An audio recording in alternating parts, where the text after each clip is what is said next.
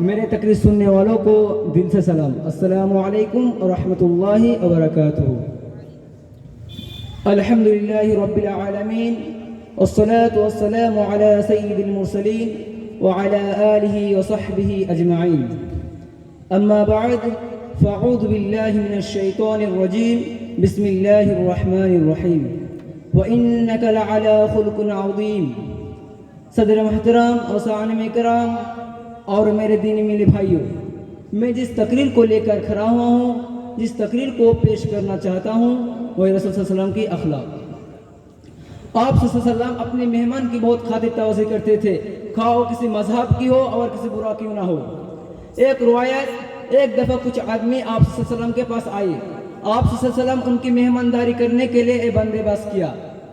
آپ صلی اللہ علیہ وسلم اپنے اصحاب رضی اللہ سے کہہ دیا کہ ایک ایک آدمی لے لو اور ان کی اچھی طرح خدمت کرو.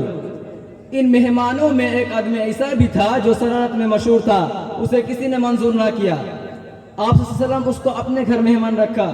گھر میں سب آدمیوں کے لیے جتنا کھانا پکا تھا اس نیت سے اکیلا ہی کھا گیا کہ سب بھوکا ہی رہا.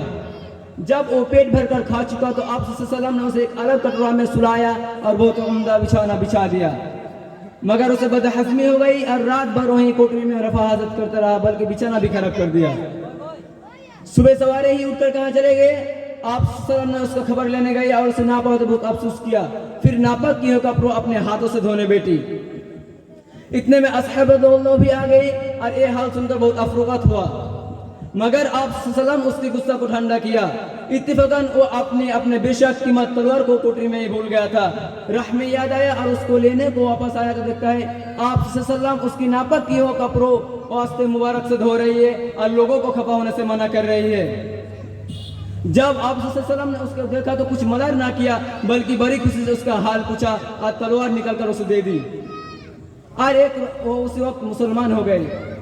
اور ایک روایت ہے، ایک لڑائی میں آپ صلی اللہ علیہ وسلم اپنے اصحاب رضی اللہ سے کسی طرح جدا ہو گئے تھے. آپ صلی اللہ علیہ وسلم ایک درخت کے نیچے لیٹ رہے تھے. اتنے میں آپ صلی اللہ علیہ وسلم کی دشمنوں میں ایک شخص آیا اور تلوار کھینچ کر کہنے لگا آپ صلی اللہ علیہ وسلم کو مجھ سے کون بچائے گا؟ آپ صلی اللہ علیہ وسلم نے فرمایا ربی اللہ. یہ لفظ سنتے ہی اس کے ہاتھ سے تلوار گر پڑی اور آپ صلی اللہ علیہ وسلم نے اٹھا لی. آپ صلی اللہ علیہ وسلم نے فرمایا من یمنک منی، اب میرے ہاتھ سے تجھے کون بچائے گا؟ اس نے عرض کی اور کہا آپ صلی اللہ علیہ وسلم غالب آنے والے سے سب سے اچھے، جو چاہے کرے. آپ صلی اللہ علیہ وسلم نے فرمایا کہا اشہد ان لا الہ الا اللہ. اس نے کہا یہ تو میں نہیں کہتا، مگر میں آپ صلی اللہ علیہ وسلم سے نہ لڑوں گا، نہ ان کی ساتھ دوں گا، نہ ان لوگوں کے ساتھ رہوں گا جو آپ صلی اللہ علیہ وسلم لڑتے ہیں.